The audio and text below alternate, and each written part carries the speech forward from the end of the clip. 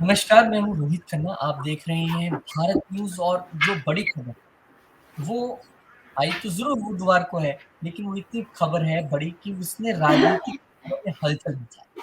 क्योंकि यहाँ पर बात विश्वास की है, जो देवेंद्र फडणवीस का एक बयान आया है, उसने खासकर महाराष्ट्र की सियासत में भूचाल सा ला दिया है।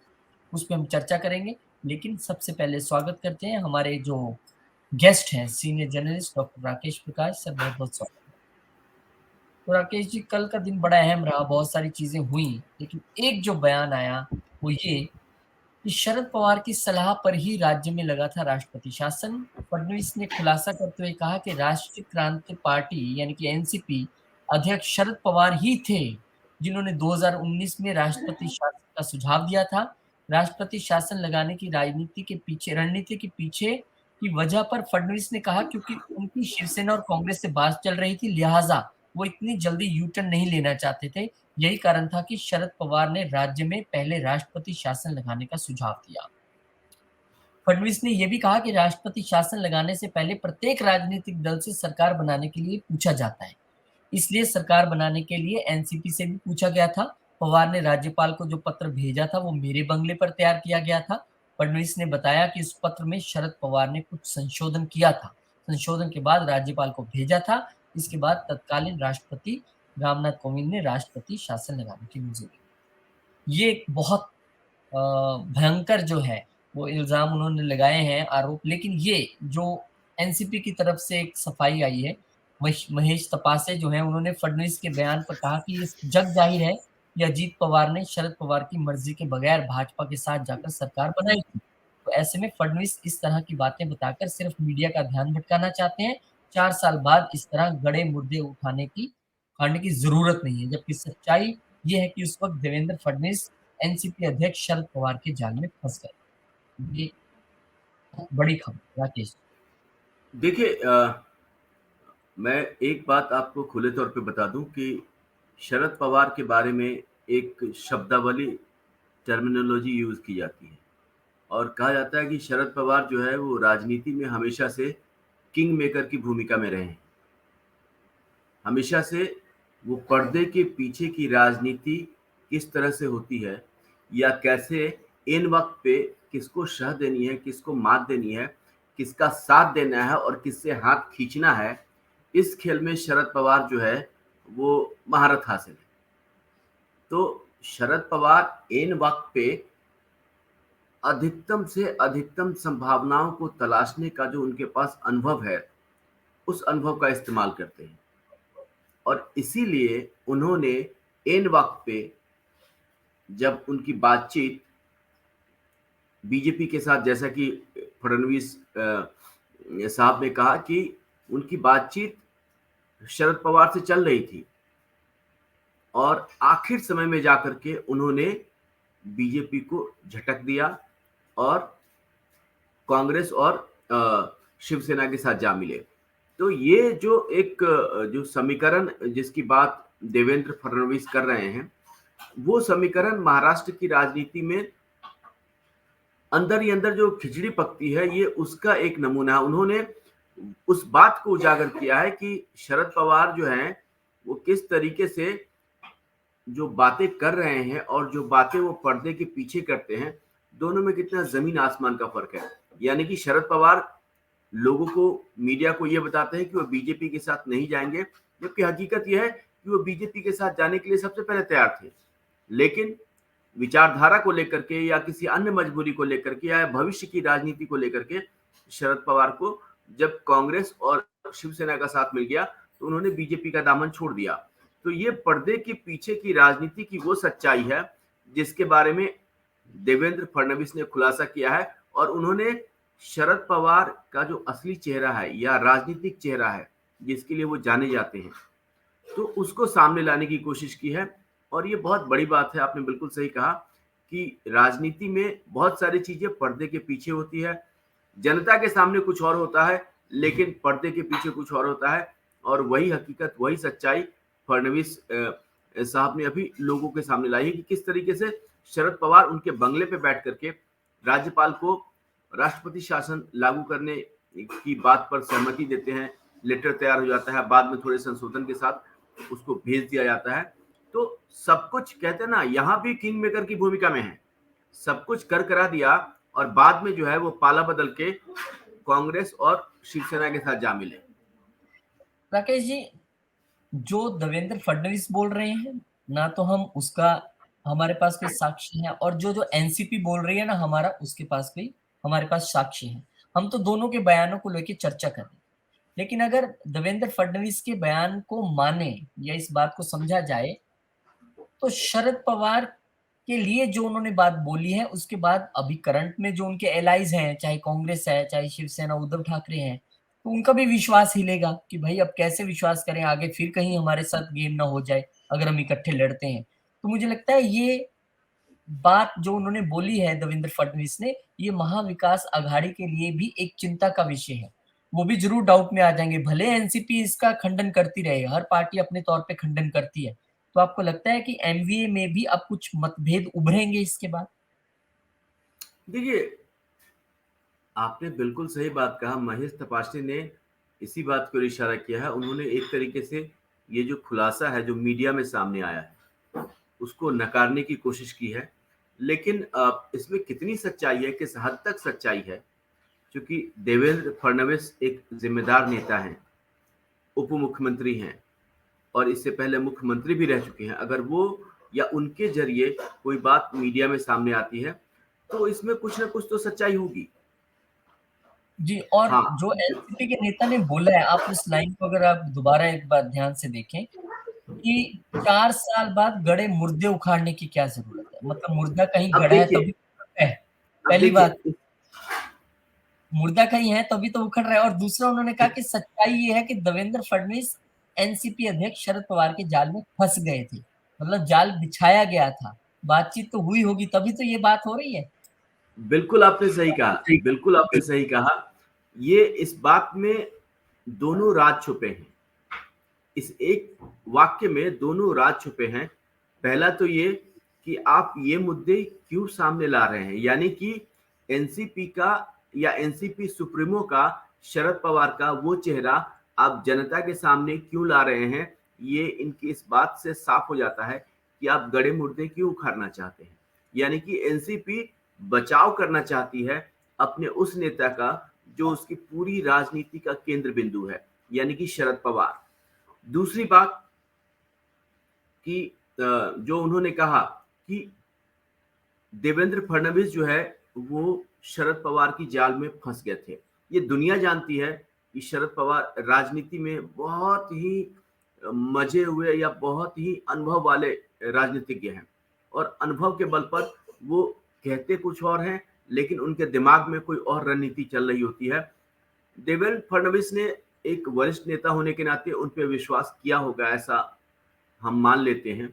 लेकिन किसी को यकीन में लेके और इस तरीके से ऐन वक्त पे किसी को धोखा देना, ये भी अच्छी बात नहीं है। लेकिन जिस तरीके से उनके पार्टी के, राष्ट्रवादी कांग्रेस पार्टी के जो मुख्य प्रवक्ता हैं, वो खुद ही अगर ये बात मान रहे हैं या प्रश्न वाचक वाक्य का इस्तेमाल करके कि वो तो उनके जाल में फंस गए थे। क्या एक इतने बड़े राजनीतिक नेता को इस तरीके से अपने फायदे या किसी भी अन्य उद्देश्य के लिए किसी को जाल में फांसना क्या उचित है? और जनता के कहानी, प्रति जिम्मेदारी और जनता के प्रति जो हमारी ये कहते हैं ना कि एक नीति रही है कि अगर आपको जनता चुनती है तो उस चुनाव के पीछे आपकी जिम्मेदारी होती है, आपके कर्तव्य होते हैं।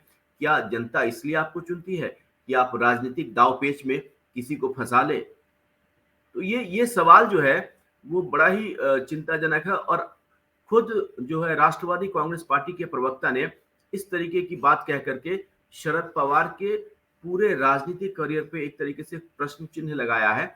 यानी कि वो खुद कह रहे हैं कि शरद पवार जो है वो एक ऐसे नेता हैं जो विपक्षी दलों को अपने जाल में फांस लेते हैं, फंसा लेते हैं और उसका राजनीतिक फायदे के लिए उपयोग करते हैं। तो ये बड़ा ही कहते हैं ना कि एक विवादास्पद बयान है जिसके कई मायने हो सकते हैं।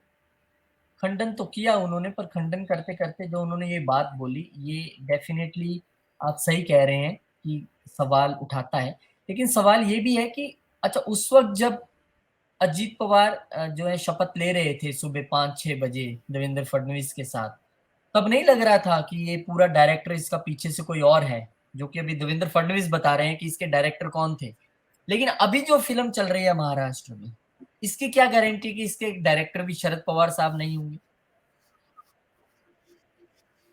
अब देखिए, मैं आपको उसी बात की ओर इशारा करना चाह रहा था कि जिस तरीके से आखिर वो क्या नौबत आन पड़ी, आखिर वो कौन से हालात थे कि जिस हालात में अचानक से अजीत पवार ने बीजेपी के साथ मिलकर के सरकार भी बनाई, शपथ भी लिया और फिर अचानक से वो कौन सी परिस्थिति आन पड़ी कि उन्होंने पाला बदल के फिर वापस एनसीपी में चले गए। और ये बात भी गौर करने वाली है कि एनसीपी की जो राजनीति है, उस राजनीति में कोई अचानक से उनसे टूट के अलग भी हो जाता है, फिर अलग होने के बाद फिर उसकी वापसी भी हो जाती है और फिर उसको उसी तरीके से मान सम्मान मिलता है और फिर वो नेता दोबारा से वापस आ जाता है।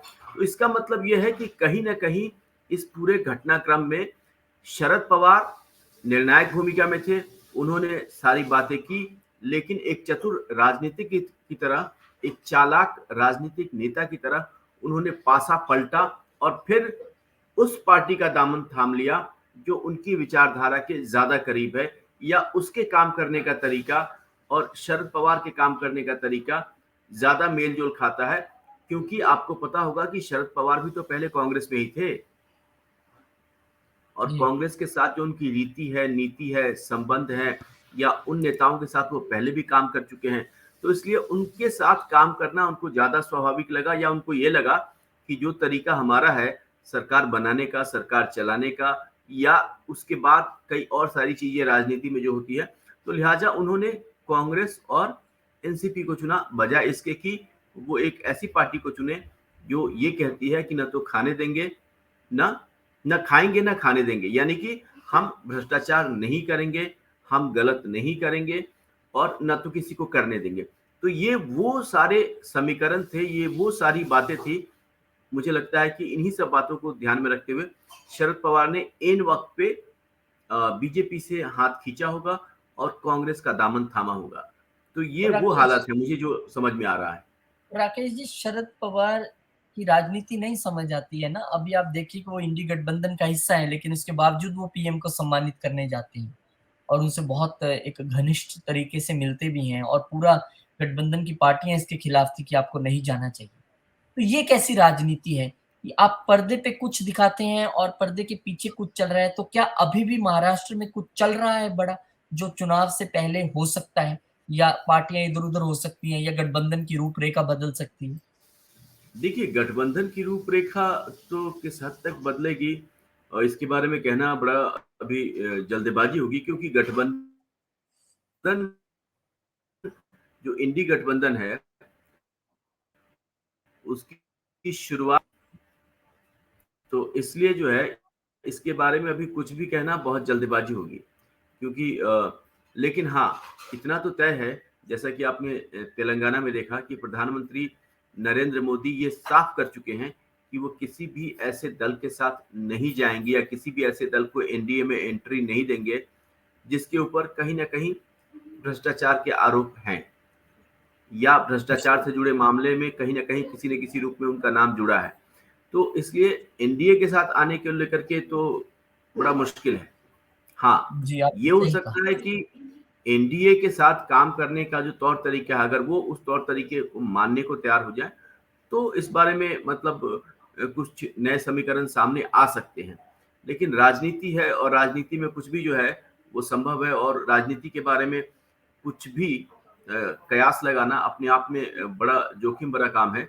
लेकिन जिस तरीके से महाराष्ट्र की राजनीति हर दिन एक नया करवट ले रही है, उसमें जो परिदृश्य, उसमें जो नए समीकरण सामने आ रहे हैं, उसमें एक बात तो साफ है कि जिस तरीके से महाराष्ट्र के उप मुख्यमंत्री ने खुलासा किया और जिस तरीके से उस खुलासे पे राष्ट्रवादी कांग्रेस पार्टी के प्रवक्ता का बयान आया, तो इसका मतलब साफ है कि कुछ न कुछ था, कुछ न कुछ था, और उस बात में दम है, तभी राष्ट्रवादी कांग्रेस पार्टी ने यह बयान दिया है कि शरद पवार ने देवेंद्र फडणवीस को अपनी जाल में फांस लिया था और अब पुराने गड़े हुए मुर्दे उखाड़ने का कोई मतलब नहीं है। यानी कि जो तथ्य है उसका कहीं न कहीं सत्य से संबंध जान पड़ता है। लेकिन बिल्कुल अब सही जब बात। महाराष्ट्र की राजनीति करवट ले रही है, तो उस करवट में जो शरद पवार हैं, वो वापस से अपनी खोई हुई ज़मीन पाना चाहते हैं, क्योंकि उनको पता है कि उनकी पार्टी का जो सबसे बड़ा दल था या उनकी बड़ा गुट था, वो उस गुट के नेता अजीत पवार अब बीजेपी के साथ हैं। तो वो अब ये कोशिश कर रहे हैं अपनी राजनीतिक अनुभव का इस्तेमाल बीजेपी और अजित पवार के बीच का जो संबंध है, उसको तोड़ने के लिए वो इस्तेमाल कर रहे हैं और तरह-तरह की बयानबाज़ी हो रही है और उनकी ये पूरी कोशिश है कि आने वाले चुनाव में अजित पवार बीजेपी का साथ छोड़ दें और इसीलिए इस तरीके की बातें सामने आ रही है। सही कहा आपने। और देवेंद्र फडणवीस ने जो कहा हमने आपको वो भी बताया, और एनसीपी ने उसका खंडन किया, हमने आपको वो भी बताया। लेकिन एक बात तो तय है कि महाराष्ट्र की राजनीति इस वक्त एक तिलिस्म से कम नहीं है। एक ऐसा तिलिस्म जिसमें जो चल रहा है वो समझ नहीं आ रहा है, जो बोल रहा है वो क्यों बोल रहा है, जो नहीं बोल रहा है वो क्यों नहीं बोल रहा है, कौन किसके साथ जाएगा, किसका समीकरण किसके साथ बैठेगा। कुछ प्लेयर्स बिल्कुल शांत बैठे हैं, कुछ बिल्कुल अग्रेसिवली बात कर रहे हैं। इसका मतलब ये है कि अगले 3-4 महीनों में आपको बड़ी उठापटक नजर आ सकती है, समीकरण बदलते नजर आ सकते हैं। ये सब चीजें होंगी, लेकिन इसका इंतजार करना पड़ेगा, क्योंकि महाराष्ट्र की जो राजनीति की पिच है वो मुझे बिल्कुल 1996 की उस ईडन गार्डन की पिच की तरह नजर आ रही है, जहां भारत श्रीलंका से हारा था। और मुझे याद है मुथैया मुरलीधरन बॉल कहीं फेंक रहे थे और जा कहीं रही थी। और ये महाराष्ट्र की पिच इसी तरह की है। हर गेंदबाज गेंद तो फेंक रहा है कहीं और, लेकिन वो टप्पा खा के जाएगी कहीं और। उसका इंतजार कीजिए कि बस वो हिट कहाँ होती है जाके। बहुत बहुत शुक्रिया राकेश जी, बहुत धन्यवाद आपका। बड़े अच्छे तरीके से आपने आकलन किया और चीज़ों को समझाया। मिलेंगे आपसे एक नई जानकारी के साथ, एक नए आकलन के साथ, एक नई खबर के साथ। बहुत-बहुत शुक्रिया आपका। बहुत शुक्रिया हमारे सभी दर्शकों का भी। चैनल को सब्सक्राइब ज़रूर कीजिए, वीडियो को शेयर कीजिए, लाइक कीजिए, और सबसे इम्पोर्टेंट बात, आकलन आपका भी ज़रूरी है। कमेंट्स करके बताइएगा ज़रूर कि आपको किसकी बात ज़्यादा सच लग रही है। बहुत-बहुत शुक्रिया। धन्यवाद।